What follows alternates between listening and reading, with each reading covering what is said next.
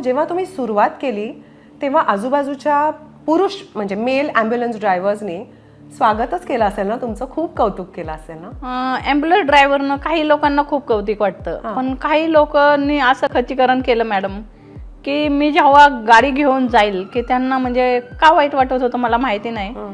काय अनुभव आला तुम्हाला त्यांचा? काही वेळेस तर या लोकांनी असं केलं, पेट्रोलच्या ह्यात साखर टाकली तुमच्या टाकीमध्ये. गाडीच्या पेट्रोलच्या हा, साखर टाकली की इंजिन पॅक होतो. अरे बाप, असं एवढी साखर त्याच्यावरती म्हणजे ते फिल्टर असतं ना त्याच्यावर जमा झाली होती. कधी कधी असं एक वेळेस तसं झालं, ऑइलची पाईप तोडली. मी गेली होती जळगावला पाटीलची बॉडी सोडायला, आणि येताना जाताना काही नाही, कुठला तरी एक कट केला असेल नेमका घाटावरती की अचानक ब्रेक लागणं झाला, म्हणजे घाट मंचरलाच. मग मी फोन केला रात्रीचं 2 वाजता, फोन केला काय करू आता? गॅरेजवाल्याला.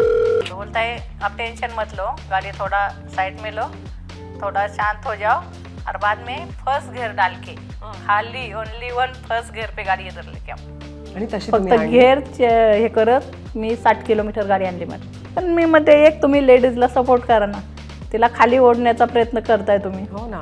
आणि खूप ते वॉशरूम लॉक करून ठेवायची, चावी ठेवायची. मग हे जेंट्स आले की ह्यांना चावी देणार ना, आम्ही गेलं तर ती लॉक करून ठेवलं जाणार. प्रत्येक गोष्टीत मला अडथळा आणला. प्रत्येक रात्री अपरात्री रेल्वेचे ऑफिशियल्स किंवा हॉस्पिटल्स तुम्हाला अगदी हक्काने फोन करतात. हो, कशाच्या विश्वासाने एवढ्या रात्री तुम्हाला फोन त्यांना करतात? माहिती आहे मॅडम की आज एक लेडीज आहे आणि ही फक्त एक रिंगला फोन उचलते. वा. मग बाकीचे कसं आहे, आता जेंट्स लोकांचं काय असतं की बाबा आपल्याला हे उचलायला जायचंय, हा.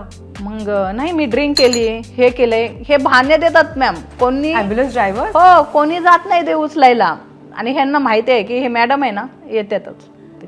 बापरे. कुठला असा तो सगळ्यात मोठा अवॉर्ड असेल ना, तो एव्हाना तुम्हाला मिळायला हवा होता?